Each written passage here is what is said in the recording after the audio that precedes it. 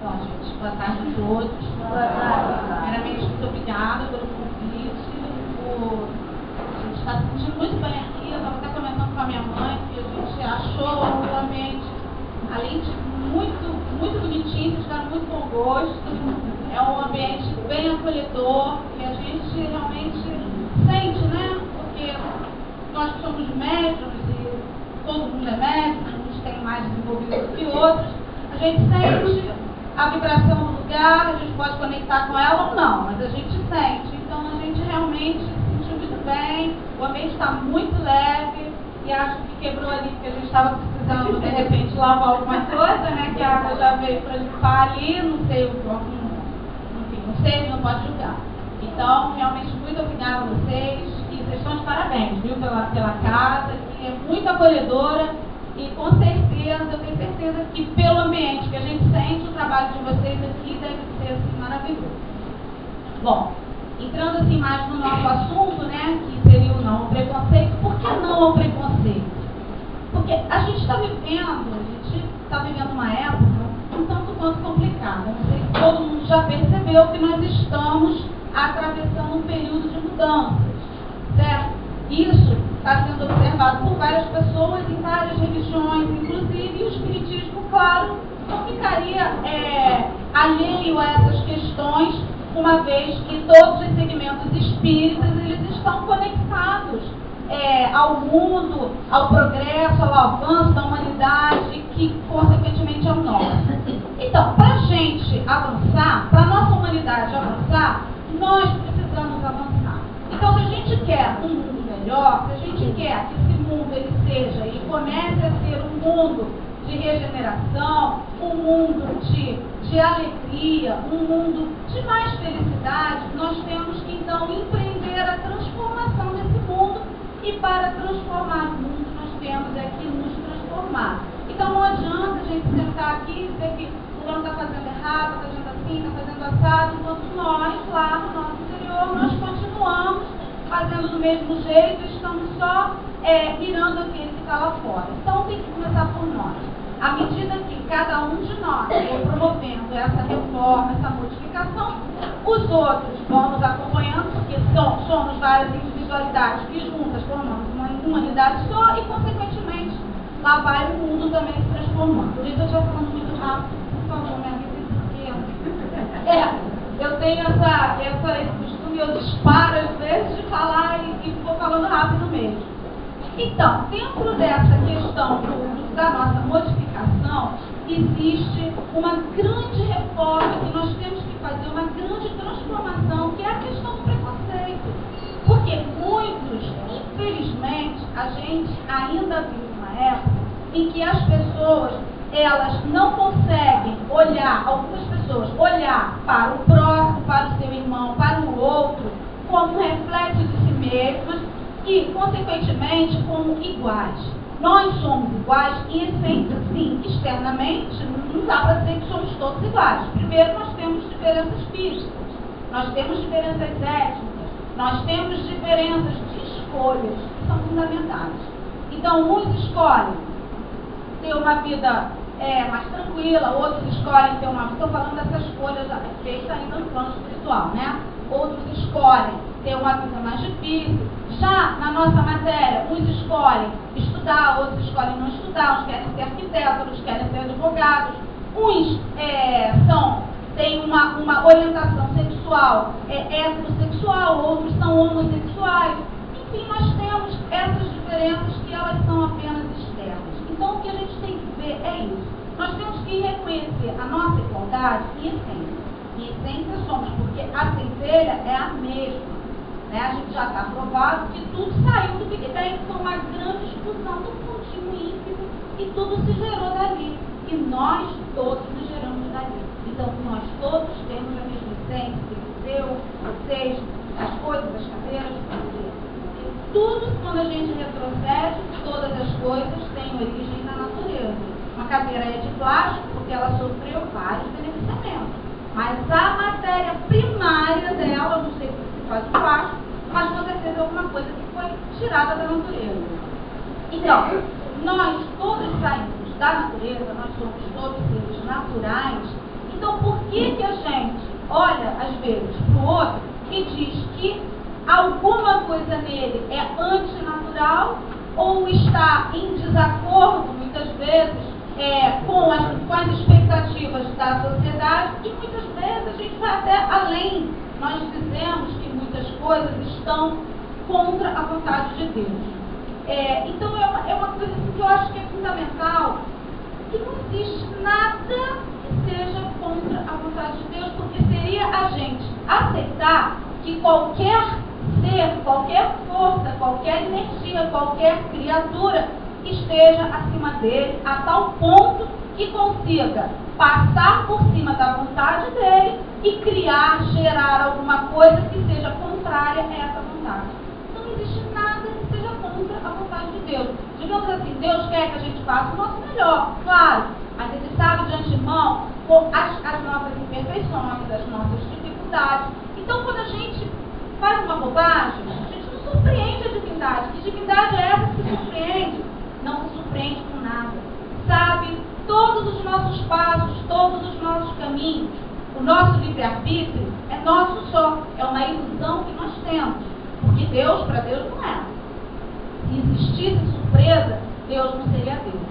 Então nós não sabemos, por isso que a gente fica naquela, a gente hesita, muitas vezes duvida, questiona, não sabe o que fazer, que caminho que eu tomo, a gente vai sempre tomar o caminho que tem que tomar mesmo.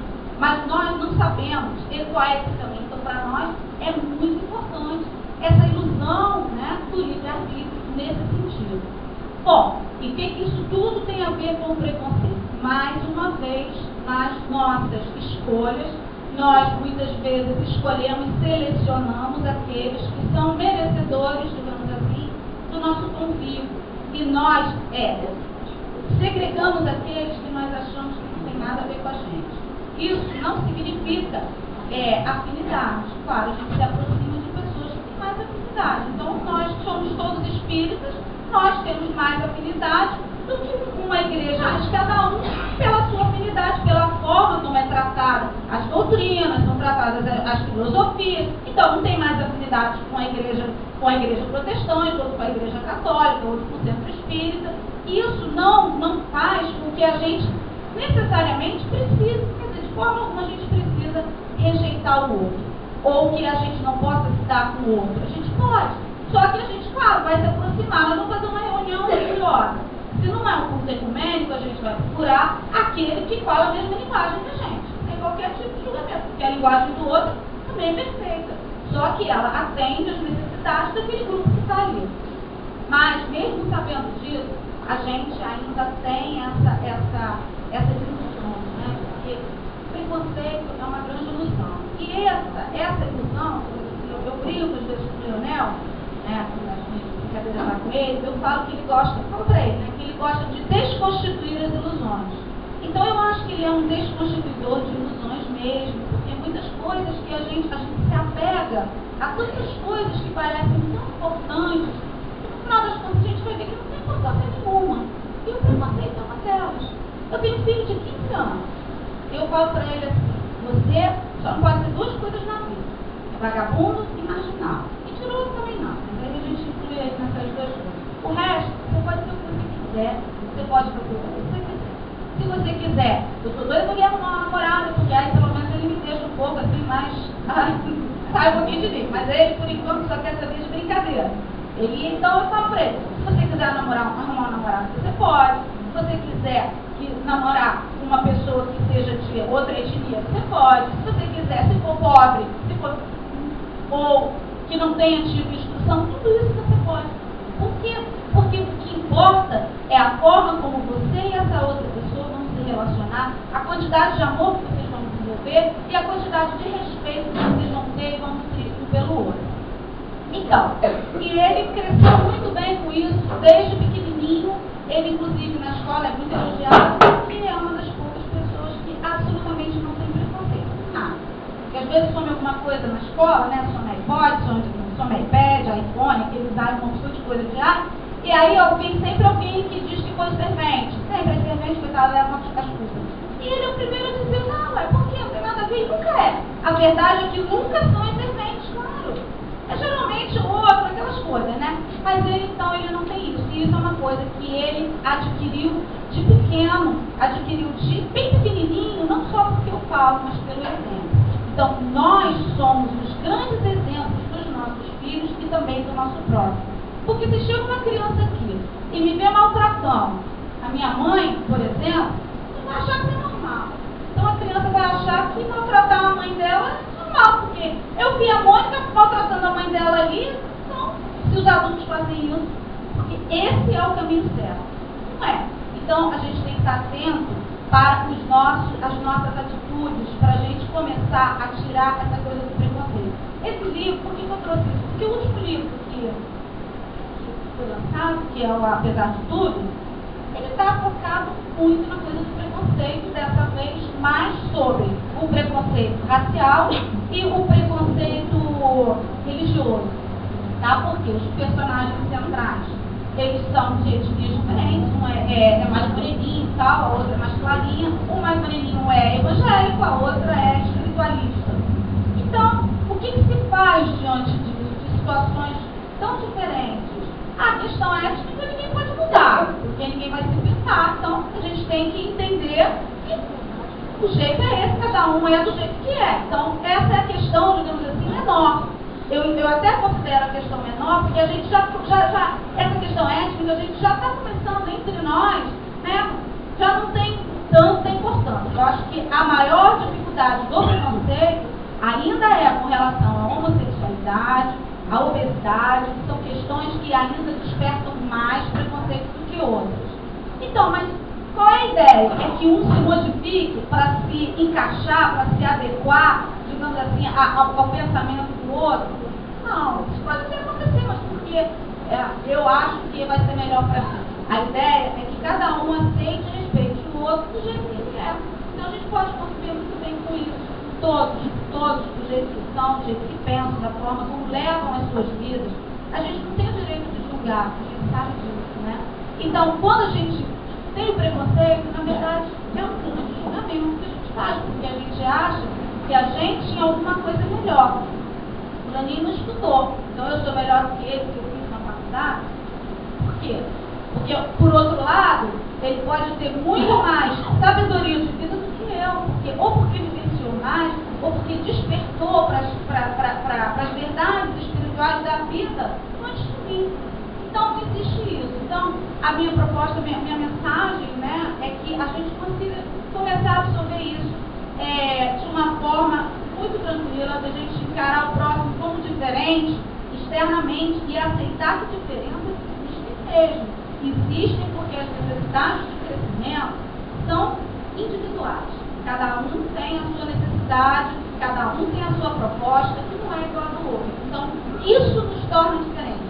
Cada um também tem o seu esforço e o seu valor. Porque muitas vezes o outro não se esforça. Então, a gente se esforça, o outro não, o outro esforça mais uma coisa, a gente não. Essas são as nossas diferenças. Mas a centelha, aquela centelha primária, básica, é a mesma para cada um de nós. E quando a gente voltar, quando a gente encerrar esse ciclo que a gente está vivendo nesse planeta, o ciclo vai encerrar. Né? A gente vai chegar, vai evoluindo, vai amadurecendo, eu gosto mais dessa palavra, a gente vai amadurecendo espiritualmente ao ponto em que a nossa humanidade como um todo, ela vai então começar a deixar algumas coisas para trás e nós vamos nos elevando em outras coisas. Precisamos fazer isso todos juntos. Para fazer isso todos juntos, temos que caminhar todos juntos. Estamos todos no mesmo barco, então não é legal empurrar ninguém no barco. Se alguém quiser se jogar, a gente também tem que respeitar, mas a gente pode até conversar, não faz isso não, a água está gelada, sei lá. A gente pode falar qualquer coisa, tentar, a gente não é responsável pela atitude de ninguém, não pode ser, nós somos responsáveis apenas por nós. Nós não temos responsabilidade pelo que o outro faz, senão fica muito fácil para o outro. A nossa responsabilidade vai até o limite daquilo que a gente pode fazer, e não é com o outro, é com a gente. Tá? Então, se eu estou vendo que o fulano ali vai se jogar na ponte, e eu estou em condição de conversar com ele, se ele se jogar na ponte, a responsabilidade não é minha. Eu sou responsável, talvez, por aquilo que para mim seria importante. Eu poderia chegar lá e ter uma conversa e ter uma palavra que poderia ter evitado. Então é isso, eu sou responsável pelo que ele faz. Cada um é responsável por si mesmo. Mas dentro disso, então, volto Mais uma vez, essa questão, quem quiser ler o que eu escrevi, apesar de tudo. Por que apesar de tudo? Apesar de tudo, é possível a gente viver em harmonia, é possível a gente ser feliz, é possível tudo isso, porque uma coisa fundamental, que é a busca da felicidade, pertence a todos, é um direito. Mas só é feliz aquele que sabe lidar com as suas frustrações. E ninguém tem tudo, que não pode ter tudo, não existe ninguém tem tudo. Se é que tem tudo, não falta nada.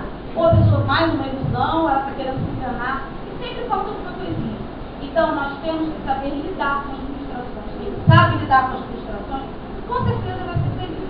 Então, apesar de tudo, apesar de um monte de frustrações que eles têm, eles conseguem encontrar essa felicidade com base no respeito, no amor e na consciência mesmo de que a gente está efetivamente buscando a mesma coisa, o caminho é o mesmo para todos nós e nós precisamos trilhar esse caminho de uma forma alegre, de uma forma descontraída, a forma de que o ambiente é informal, para a gente não se assustar. Não, nós somos pessoas altamente informais. O Leonel, no espírito altamente informal, ele não é, ele está sempre rindo, está sempre brincando, ele ensina umas coisas engraçadas, porque a alegria faz parte da nossa maturidade espiritual, porque a tristeza, digamos assim, a tristeza é um empecilho ao que é natural mesmo. A natureza, ela não se ressente, ela só se ressente quando ela é provocada. Assim nós, a gente se ressente quando a gente permite que fatores externos que por algum motivo criam um elo conosco, que nós magnetizamos, e aí sim isso traz a nossa infelicidade. Então, apesar de tudo, a mensagem para vocês no dia de hoje é essa, que a gente olhe outro com mais respeito e busque sim essa felicidade lá em algum cantinho que a gente tem guardado. Muito obrigada. Agora, gente, olha só, como hoje é um domingo e a gente não tem o tratamento, a gente deixou o tempo bem livre para a gente bater papo mesmo com a Mônica, né? Nos outros dias a gente está sendo mais formal, então tem a palestra, depois as perguntas, né? E a gente corre um pouco por causa dos tratamentos que a gente faz lá dentro com as pessoas que aqui vêm. Hoje, como a gente não tem o tratamento, a gente vai estar aberto aqui para, olha, chegar na Mônica e perguntar tudo o que a gente quer saber em relação a preconceito, que é o tema do livro, o último livro dela, que ela começou agora com a gente, e também sobre todo o trabalho que ela desenvolve, né? Que ela não falou aqui pra gente, mas ela desenvolve esse trabalho de romance, escrever romances espíritas, psicografar através do espírito de Leonel, né? Quase todos eles são do Leonel, né? Todos os livros psicografados dela são pelo espírito de Leonel. Então ela pode contar pra gente como é isso, porque o romance espírita é diferente, né, de outros livros, né? E eu, por exemplo, tenho maior curiosidade também, mas vou deixar para o final. Alguém quer começar a fazer perguntas aqui para Mônica? Adivinha quem? Adivinha quem? Vamos pelo bracinho, vamos lá. Eu gostaria que se a Mônica pudesse fazer a gentileza de nos apresentar o seu mentor Leonel, para que nós possamos saber quem é ele, quem fez. Eu ia perguntar exatamente a mesma coisa, só que eu queria também saber como começou a proximidade, como é que funciona, exatamente a mesma coisa. Eu acho que vamos então na resposta assim. O Leonel, que é o meu mentor, gente, desculpa, eu não falei porque, sei lá, eu acho que pra mim ele é tão natural, tão assim, que nem me toquei, né? Ele foi um escritor na sua última vida, é o espírito que psicografa comigo, eu só psicografo com ele, eu tenho um livro só que foi psicografado com um outro espírito chamado Gabriela, mas assim mesmo ele estava por trás, orientando. E nós vivemos juntos na Inglaterra, daí temos essa ligação. E ele, então, depois que encarnou lá, eu fui para cá e ele acabou vindo também, assumindo essa proposta de trazer as histórias para trabalhar com ele, a gente trabalhando junto, conseguir, então, a gente desenvolver isso. Como é que foi que isso começou? Eu sempre gostei de escrever.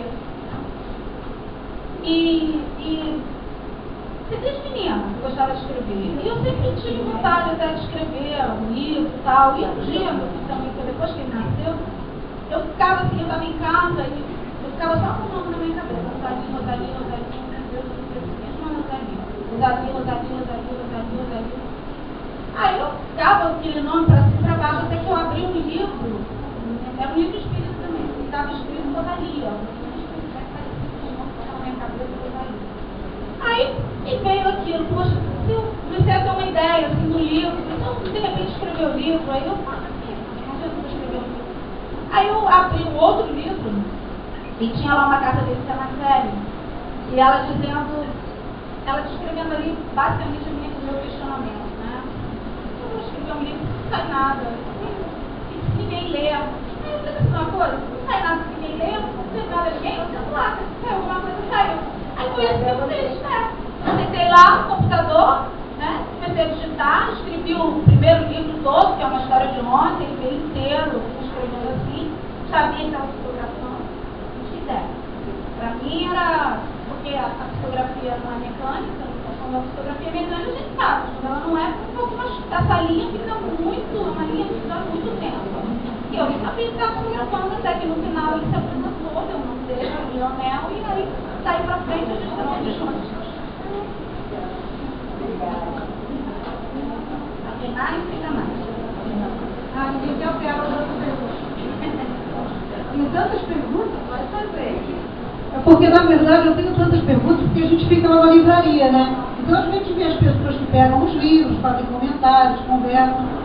E aqui na casa, eu acho que o livro mais lido teu, todo mundo que eu mais vendido aqui, foi Líder de Ausência, foi a Gisele, a mãe do Inquisidor.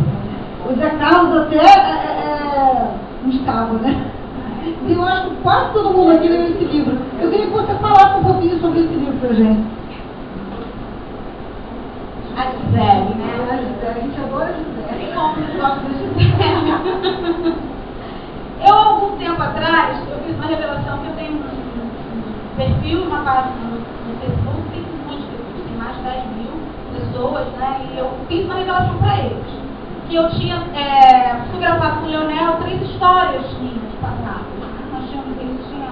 Na verdade, nem trouxe muita coisa, porque eu fui lembrando. Então eu saiu mais da minha lembrança, digamos assim, do que da lembrança deles, da de ter estado comigo em todos esses 3 momentos.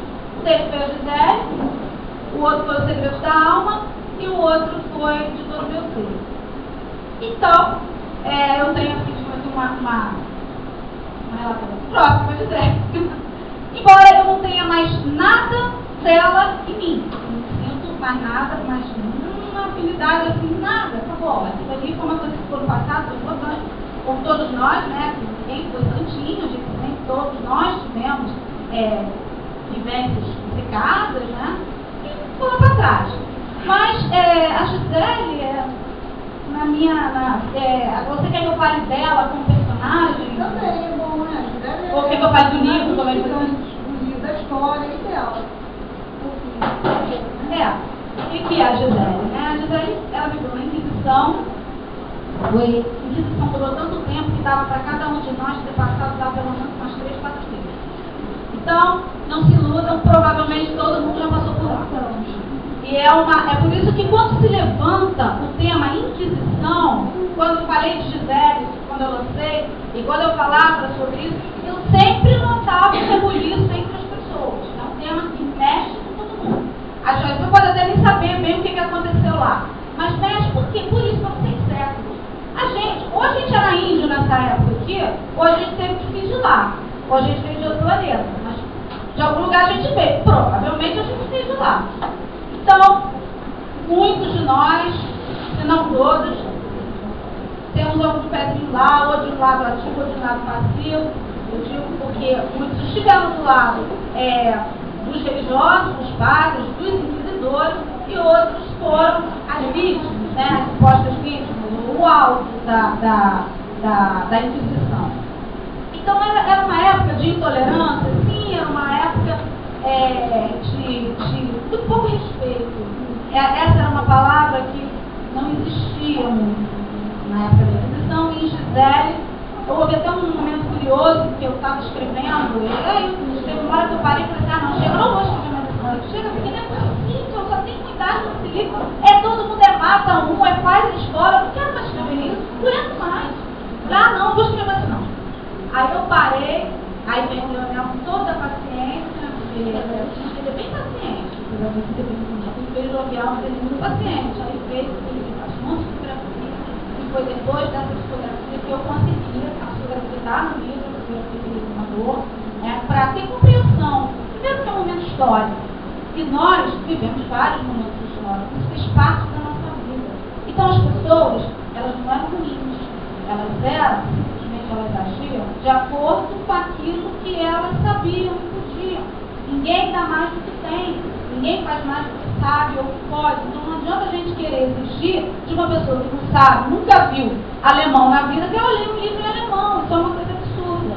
Então assim que a gente tem que encarar essas questões, essas unidades, como a gente vê, e que é uma coisa atual, porque embora a gente não tenha inquisição propriamente dita, a gente ainda tem muita gente ainda presencia, vivencia muitas coisas que nos chocam e que às vezes faz até a gente questionar onde está Deus nisso tudo. Algumas pessoas questionam, porque a gente vê que são muitas ruindades, muitas maldades, verdade.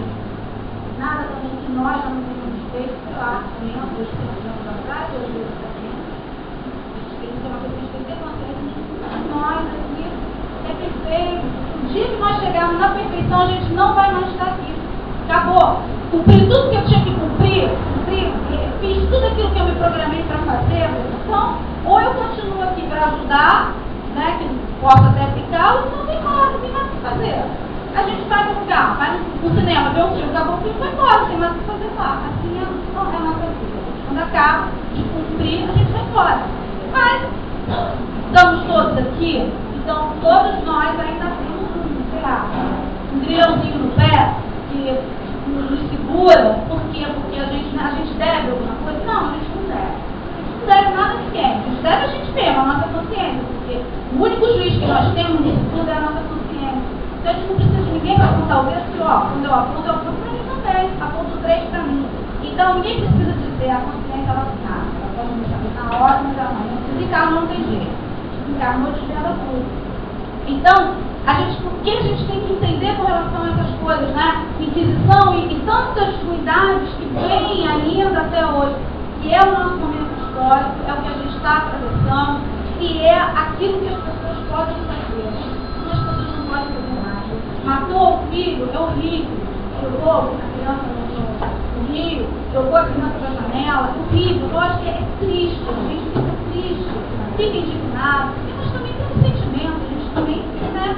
Muitos são mães, são pais, então, gente, claro que a gente se envolve com isso. Mas o que é importante é a gente ter consciência que fizeram isso e não sabe fazer diferente. Então, o que há na Inquisição, que o Leonel me passou na Inquisição foi isso, aquelas pessoas, eu inclusive, não sabia fazer diferente. Eu ia querer que elas fossem pessoas boas, pessoas humanas, pessoas altruístas, sabe? Não adianta a gente exigir. E esse é o grande lance, né, assim, da Gisele, a gente ter essa consciência de que não é, pelo menos foi para mim, né, foi a maior lição que eu tirei dali, foi isso. Que nós, a gente faz o que faz porque a gente não sabe, por ignorância mesmo. A ruindade, existe o mal é derivado da ignorância, porque a partir do momento que eu sei, eu não faço mais. Saber não é alguém que está falando, não, porque a gente às vezes sabe da boca para fora. Sabe, todo mundo que mata, que rouba, sabe que é triste, vai preso, sabe. Mas o que eu preciso saber é saber lá dentro, é a alma sentir. Quando a alma sente, a gente sabe o que é certo e o que é errado, não precisa ficar falando. Então, a gente vai aprendendo como? Vivenciando, experienciando. Se a gente não vivenciar, não viver a experiência, a gente não aprende, não adianta ficar falando. Pode falar, mas vai cair no buraco. É igual aquele dia que a Manuel falou, cara, não estava caindo no buraco assim, todo dia ele caía no buraco, ele todo dia acordava no mesmo dia, todo dia ele caía no buraco. Mas não estava. Um dia ele percebeu que era de buraco, não caiu mais, já funcionou com nós. Então não precisa ninguém ficar falando. E a grande lição de Gisele, para mim, foi essa. A gente faz aquilo que pode, o que sabe. A maldade, o mal é uma ilusão, tá? Porque todo mundo que pratica atos de maldade, crueldade, faz o que não sabe. Tá? E nós já fizemos também. Muitas coisas a gente continua fazendo. Igual a criança vai lá puxar do gato, não sabe. Até o dia que a gente ensina, até o dia que o gato morde, e aí ele vai perceber, opa, ação e reação. Então tem uma consequência, tudo que eu faço tem uma consequência. Poxa, gritou, sentiu dor, não vou fazer nada. É assim que a gente aprende também. São quantos livros hoje? Eu acho que são 17. Eu já perdi a conta. Tem algum assim que você tenha um carinho especial, que você tem mais feliz? Virou uma entrevista, gente. Então eu falo. As pessoas geralmente não tinham pra falar, eu falo pra caramba. Não dá uma trava aí, eu vou me embora. Eu, quando venho fazer as coisas, eu vou falando, né? Tem Segredos da Alma. É o meu xodózinho. Embora tenha. Esse é o meu xodózinho. É onde está o Leonel, né? Lá, esse é o Segredo da Alma, que é o meu xodózinho realmente. Embora eu gosto muito de outros livros, eu gosto muito da Casa do livro que eu gostei muito, porque eu gosto muito do Só por Amor, já gostei muito. Tem uma trilogia também, né? Tem a trilogia, eu gostei, mas ela não é não está muito escrever, embora eu tenha gostado. O livro que eu menos gostei de escrever foi o De Frente com a Verdade. Eu achei às vezes achava um pouco chato. As pessoas gostavam, às vezes achava meio monótono.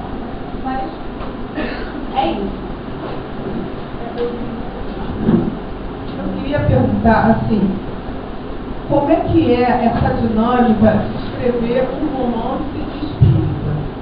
É uma curiosidade, porque os livros espíritas psicografados, eu tenho uma ideia de que, né, você vai lá e escreve bem, mas um romance tem todo um encadeamento, né? Tem um princípio, tem toda uma trama, quer dizer, é tudo ditado pelo espírito. Você bota o seu pitaco lá também, ou ele não, o Leonel não deixa você botar pitaco nada no romance dele, entendeu? Me fala sobre essa dinâmica de escrever o romance.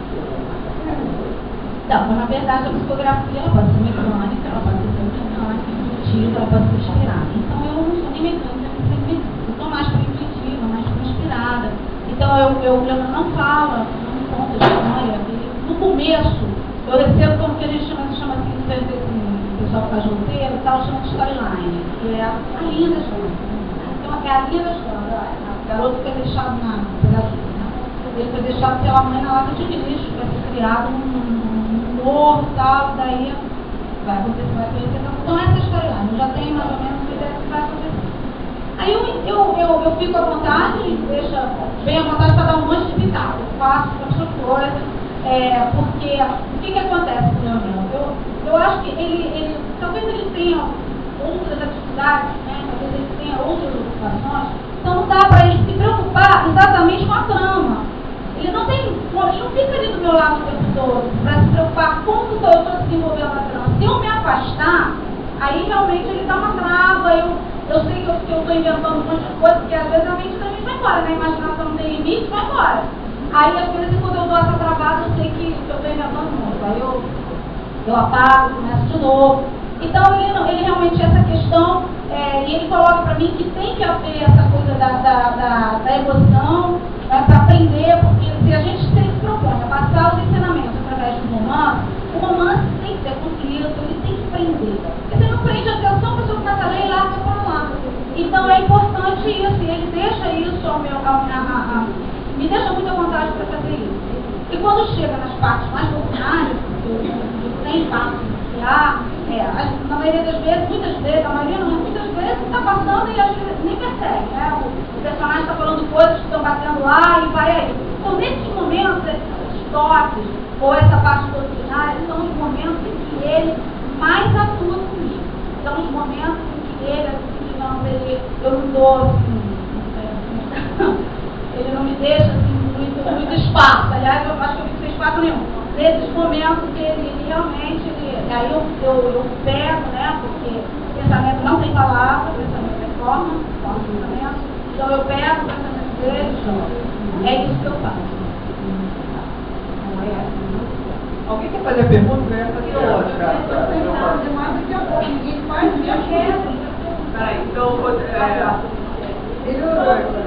Peraí, então vou perguntar, depois vocês perguntam. Eu ia dar alguém só para um, então eu vou dar 20 para 3, pô. Peraí. é o seguinte, eu queria saber se você, como romancista espírita, você sofre algum tipo de preconceito dos outros espíritas. Porque a gente ouve os espíritas falarem, né? Que eu psicografei um livro, o espírito está dando orientação sobre como fazer isso, como agir. E o romance você só lê o romance, fica lá sonhando com aquele romance, não traz nenhum ensinamento, não traz nenhuma educação, não traz nada de prático. Você sofre preconceito? Eu ia falar isso. Mas dos espíritas mesmo do que de outras religiões. Eu tenho pessoas no meu Facebook que são evangélicos, leem e gostam. E, inclusive, espíritas até que já dizem que eu tenho até um conteúdo inadequado.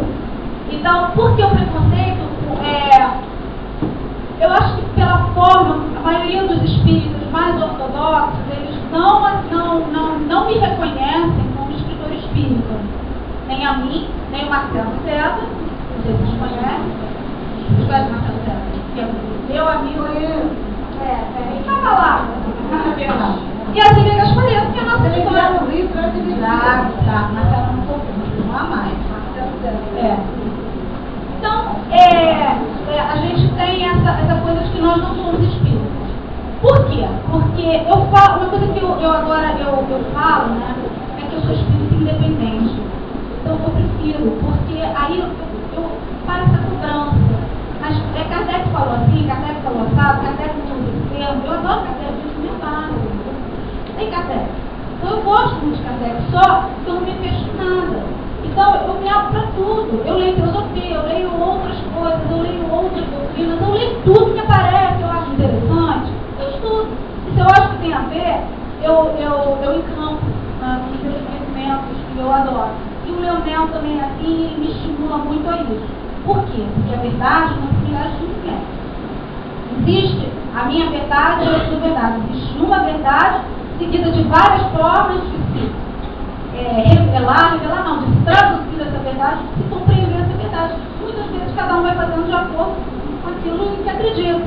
Então, eu digo, eu sou espírita independente. Eu não estou mais vinculada a nenhum tipo de conceito, de dogma, eu aceito tudo, tá? Eu não digo tudo que vem, é lógico, né? Tudo que for para o crescimento do ser humano eu aceito, eu acho que está correto. E isso, dentro do espiritismo ortodoxo, isso já é um conflito, né? Porque, tipo, Kardec é muito forte a presença de Kardec dentro do espiritismo clássico, não codificador, tem que ser forte mesmo.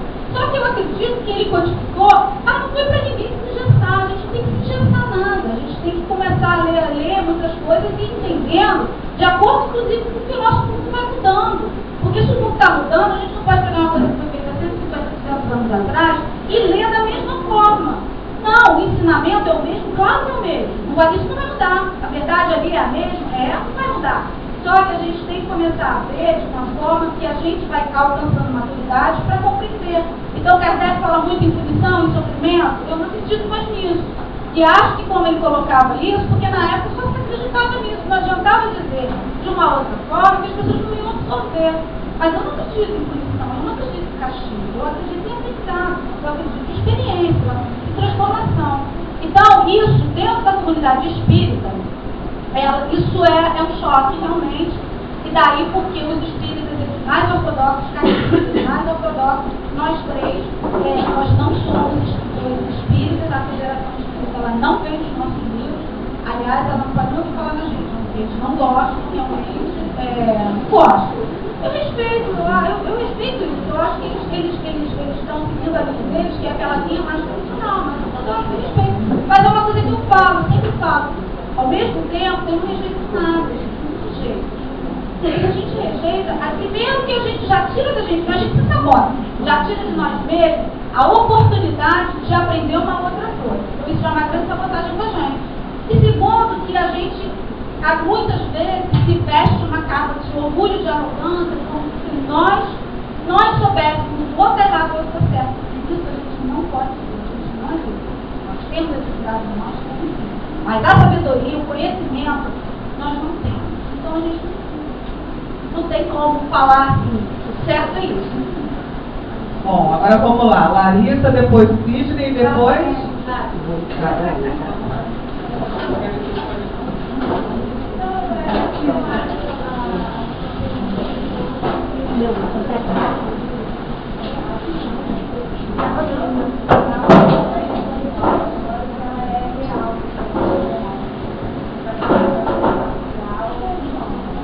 A Larissa está perguntando se a trama das histórias são reais, tá? Se ela é baseada em algum fato real. Todas elas. Aí traz histórias fictícias muito iguais em alguns momentos, para que a história ela ganhe um formato de romance, tem que haver, é igual ao filme, baseado em fatos reais. O tema central é real, mas para que a gente consiga alcançar aquele formato de romance, tem que dar mas nada que desnature a história. Todos os seus romances têm um fundo de verdade. Ok? É perigoso.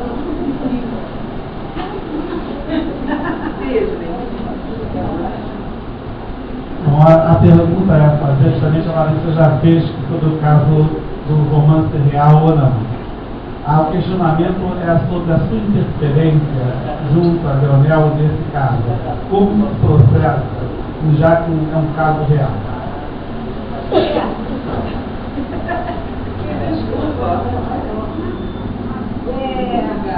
É o que eu falei, né? A trama central é que é real. Tá? Então, por exemplo, apesar de tudo, o livro foi jogado fora. Foi jogado na lata do lixo, foi jogado fora. Porque isso pode ter acontecido 200 anos atrás. Então, de repente, nem tinha lata de lixo naquela época. Pode ter jogado em outro lugar. Pode ter sido criado no curtido.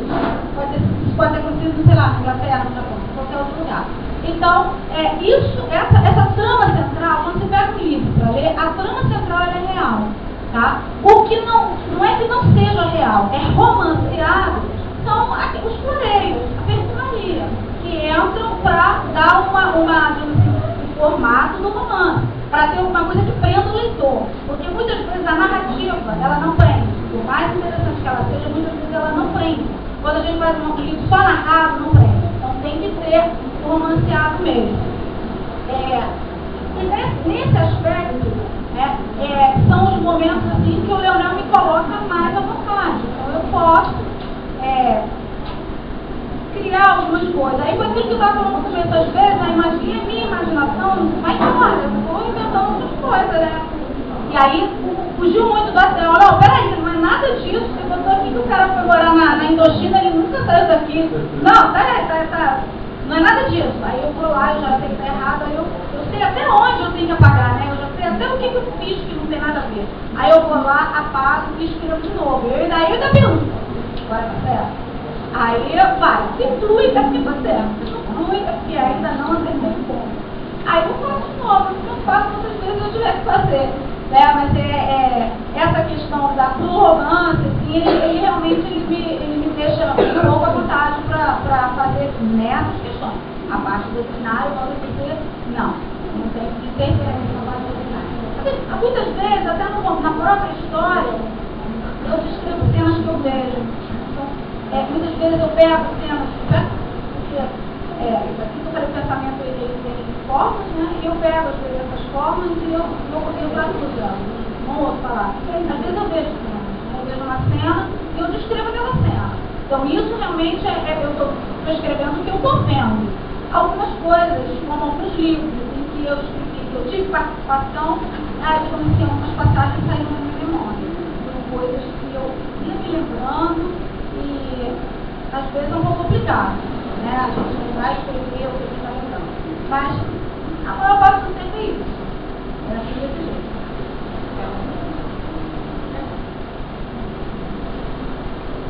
Você acabou de responder um pouquinho a minha pergunta. Eu ia te perguntar o seguinte: você escreve histórias de épocas diferentes. Quando você escreve, você se vê transportada para essas histórias e para essas épocas, a modo de ver o que está acontecendo e passar isso no papel? A primeira coisa, para mim, para eu escrever qualquer coisa, é empatia. Ou seja, se eu não sentir o que o personagem está sentindo, encontrar uma dificuldade e foi o que aconteceu nos últimos que eu descobri, que eu ainda nem terminei a revisão, porque não deu empatia nenhuma para mim, então, muito difícil. Porque aí eu estou escrevendo uma coisa que é como se eu estou falando algo que eu não sei. Eu estou falando porque, digamos assim, porque alguém está me dizendo, mais ou menos isso. Então eu estou transcrevendo porque alguém está me dizendo, que alguém está pensando, eu não estou sentindo aquilo. Então eu tenho que ter empatia, eu tenho isso com todos os meus personagens, todos, quando não tem, não sai. Sai, mas é muito difícil. Eu me transformo em mim, é justamente essa empatia, que faz com que eu viva muitas coisas. Eu vivo, muitas vezes, o próprio sentimento daquela personagem. E muitas vezes, a gente não pode dizer que aquela personagem, ela pode estar por aí. Então ela está, muitas vezes, no mundo astral. E muitas vezes se aproxima. Às vezes se aproxima e eu sinto, às vezes eu sinto angústia, eu sinto o que ela sentiu. Entende? Então, às vezes, no começo era muito mais difícil eu sentir isso, porque eu sabia que não eram sentimentos meus e eu não sabia como ficar. Entende? Eu ficava, às vezes, estava chateada, estava triste, né? Hoje em dia não, com o tempo, né? O meu irmão também me ensinando. Desculpa, eu estou separada, agora eu já entendo isso, não é meu, né? Eu estou vivendo, é a mesma coisa que chegar aqui uma pessoa, sei lá, um sofrimento profundo, todos nós vamos ficar compadecidos, ser humano, né? Então eu sinto isso, já houve momentos de entrar, até a mãe do personagem, ela entrou no quarto assim, quando ela entrou, eu fiquei dura, eu fiquei dura. Eu senti ela ali, sabe, do meu lado, eu me conversei com ela e tal, e ela foi embora. Então, essa empatia, ela é importante mais para mim. E hoje, realmente, eu separo né? O sentimento que é meu e o que não é meu. Tá? Para eu poder escrever uma história com mais facilidade, eu tive que sentir isso. Entendeu? Alguém mais?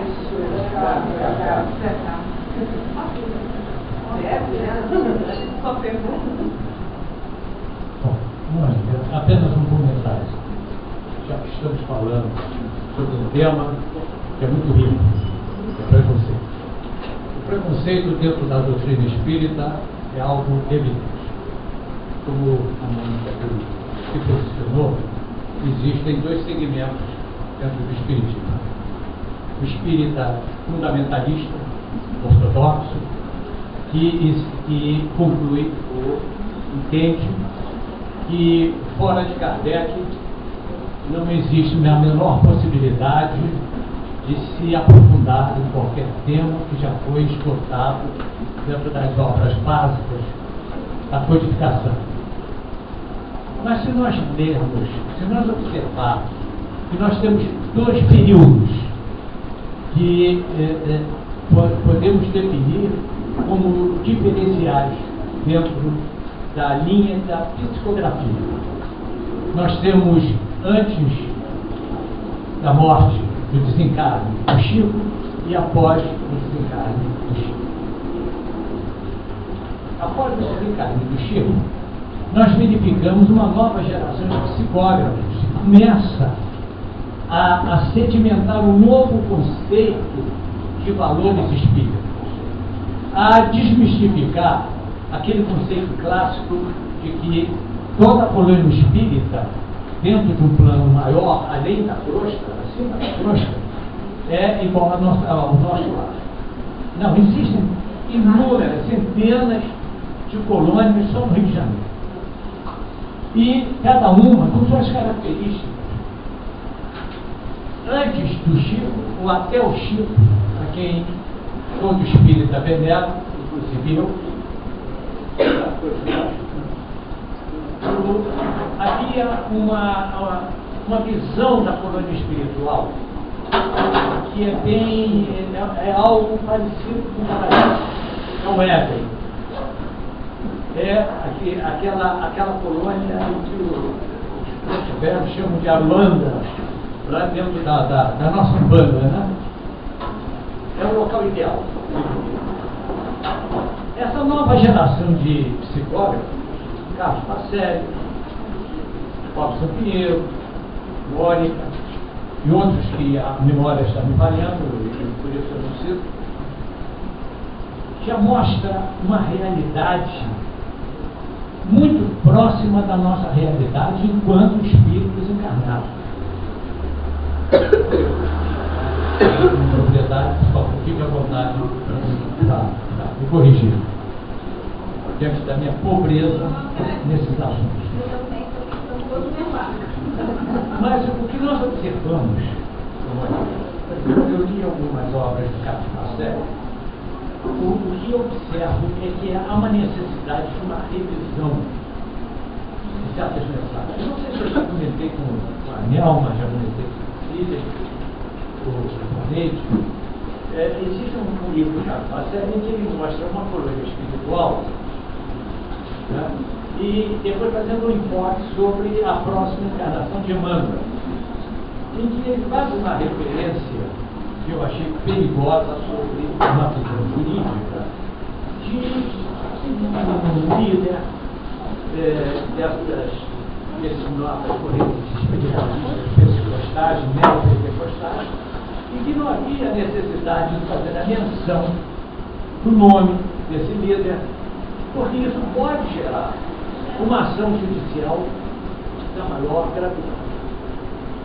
Mas, de modo geral, essa nova geração de psicólogos abre uma visão muito mais realista, com todo respeito. Porque uma coisa é nós espíritas, acharmos que nós vamos encontrar um espaço reservado após o nosso desencarne no nosso lar, aonde existe um pragmatismo. Não sei se vocês já observaram nos espíritas mais tradicionais, quando eles se referem aos diálogos dos espíritos, há um pragmatismo que você não vai encontrar nessa nova geração de psicólogos, onde eles mostram os espíritos recém-desencarnados iguais ao momento, à época em que eles estavam encarnados. Nós não podemos mudar de um dia para o outro. Nós somos o que fomos durante uma esteira de reencarnações. Eu sou bem condicionado a essa nova geração. Sou bem condicionado. Com todo respeito, como a Sueli Schubert, por exemplo, Paulo Schubert, dentro da também transmissora das mensagens do plano espiritual, e nós temos outros grandes expositores, mas eu acho uma certa espontaneidade dos espíritos. São tão mal-humorados como nós somos mal-humorados, mas eles estão no processo de aprendizagem. A nossa instituição aqui é assistida por uma colônia espiritual chamada Colônia da Luz Divina. E nós trabalhamos com uma extensão do Hospital da Luz, localizado nessa instituição. Então nós temos, dentro de uma estrutura espiritual aqui, espaços dedicados ao atendimento acima da superfície e abaixo da superfície. São as chamadas câmaras de transição ou de retificação, onde espíritos ainda envolvidos pelo som magnético, por aquele momento, aquela época, aquela fase pós-desencarne, onde existe uma perturbação muito grande. Então, esses espíritos têm que ter um atendimento especial. Eu tenho visto isso com uma agradável surpresa de alguns novos psicólogos que pertencem a essas câmaras de transição. O próprio nosso lar fala sobre essas câmaras. Então, o que eu vejo é que o espiritismo precisa se dinamizar. Tem que haver um aquecimento. Nós não podemos ver a dimensão extrafísica como algo utópico. Existem esferas superiores. O mundo todo é esférico. A energia se movimenta de forma esférica. Então, nada mais natural do que nós encontrarmos colônias espirituais lá na própria superfície, com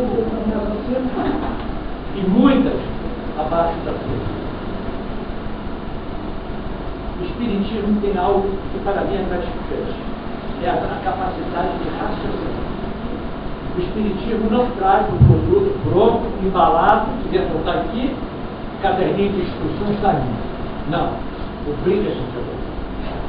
Quando nós tivemos o André Ribeiro, escritor, um jornalista, um provocador, né? Nós tivemos a Mônica, uma reflexão muito cuidadosa. Eu presenciei. Nós estamos apenas focando uma parte do preconceito. Vou falar que você não sai daqui hoje. Quando a Mônica me fala de Gisele, que eu, com minha língua grande, começou a dizer, olha, eu não sei. Não vi. Mas tem sempre aquela vozinha, sempre assim, faz marketing. Na sexta-feira, conversando com o Dr. Carlos Rezes, ele dizia o seguinte, sobre parasitose. Os trabalhadores, fazendo uma reunião de negociação e a escola fechava o público. Ele dizia assim, não deixem de comparecer amanhã. O André vai falar que o assunto é interação dos outros. Ele fala sobre ecologia, sobre uma expressão que ele queria, que era o ecossistema, a morte dele. Aí chega, falando do tema de hoje, a morte dele. Aqui, você chegou dentro de um território onde a maioria, 80% daqui, tem um comprometimento com a Inquisição que demorou 600 anos de sofrimento na Europa, inclusive no Brasil. Então, você para isso, o espaço aqui de baixo. De repente você pode se lembrar de algumas figuras daqui. Por isso que nós estamos dizendo aqui é uma escola, um hospital e um professor. Todos fomos enfermos durante mais de 600 anos e não sei quantas encarnações. O assunto de hoje é um assunto que merece de todos nós a maior reflexão. Porque preconceituosos nós fomos, somos e ainda seremos durante o momento. É isso que a gente está dizendo. Obrigado pela paciência de hoje. Alguém quer fazer outra pergunta? Alguém ainda tem dúvidas? Não?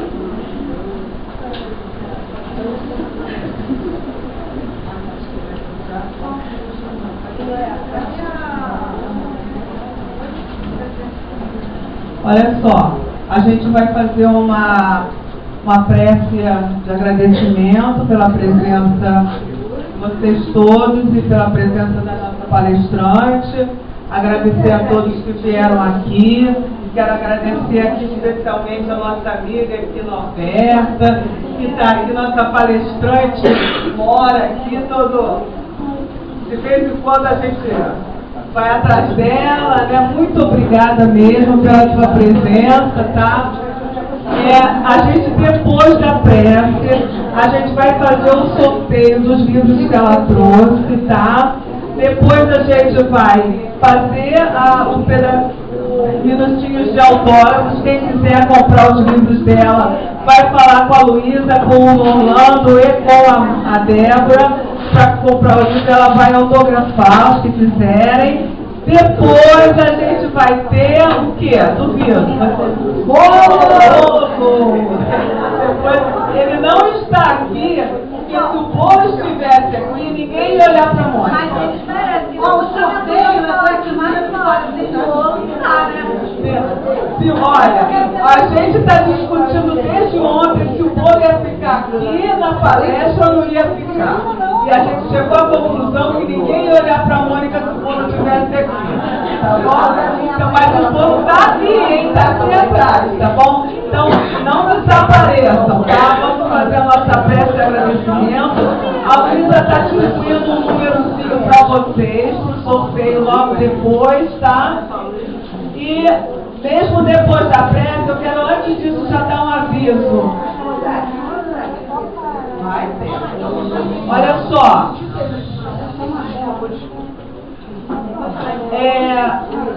No dia 30, que é sábado que vem, a gente tem a nossa última palestra do mês de aniversário, que é a palestra do Marcos Leão, Construindo a Sua Felicidade. O Marcos Leão, como eu já falei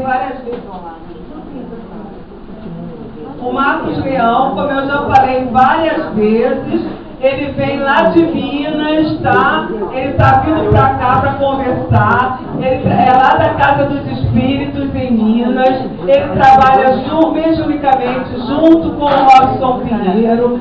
É um palestrante, assim, ótimo, maravilhoso, engraçadíssimo. Vivendo os percalços da atividade espírita, eu acho que eu estou começando a aprender a fazer a prece. A culpa é da Nelma, como sempre. Eu gostaria de fazer um reparo, de fazer um agradecimento especial. Eu gostaria até que a Nelma me ajudasse nesse ponto, porque agradeci a um, não agradeci a outro. Mas foi um trabalho que está sendo realizado ao longo do mês. Nós temos outros companheiros e temos aqui o Alain, temos aqui o Chico e a Fátima, são pessoas companheiros nossos, que estão dedicando um tempo precioso para o Jair. A Clara. Então nós temos aqui um grupo de voluntários que está se esmerando muito para o sucesso dos festejos do aniversário da Cristo. Esse aniversário nós dedicamos a todos vocês. E a Jesus, Sr. Carneiro, Sr. Rogério, que é o coordenador da casa, oportunizando a todos que passem a fazer o exercício da reflexão. Vamos pensar um pouco sobre o que foi dito. A Nelma, avisa que se esmeraram em trazer os melhores quadros de expositores que nós temos durante todo esse mês. E eu só espero que elas não desanimem e continuem em janeiro, fevereiro, março, abril. Não, eles voltam, nós não temos que dar um jeito. Nem que nós façamos lobby com a Maria Antonieta. A Maria Antonieta dá um jeito para voltar. Então vamos aproveitar para não perder mais tempo, senão falar muito mais do que a Mônica falou. E vamos pedir novamente a todos e vamos fazer um mutirão de amor, porque Jesus certamente está no meio de nós. Vamos desenhar o rosto dele na nossa alma e dizer a ele: obrigado, Jesus, pela ajuda, pela inspiração, por toda a orientação que recebemos intuitivamente e também através do discurso dos expositores. Que não nos falte, Senhor, novas oportunidades para que possamos trazê-los em novo bate-papo na nossa casa. E que possamos, através dessa abertura de visão cristã, ver a vida de uma forma mais otimista, ver a vida com disposição, com alegria e com a certeza de que o que nós fizermos para concorrer com a harmonização do nosso planeta, estaremos trabalhando de acordo com os elevados ensinamentos de nosso Senhor Jesus Cristo. Que assim seja em sua infinita misericórdia. Graças a Deus. Gostaria que desse um aplauso para a nossa Mônica.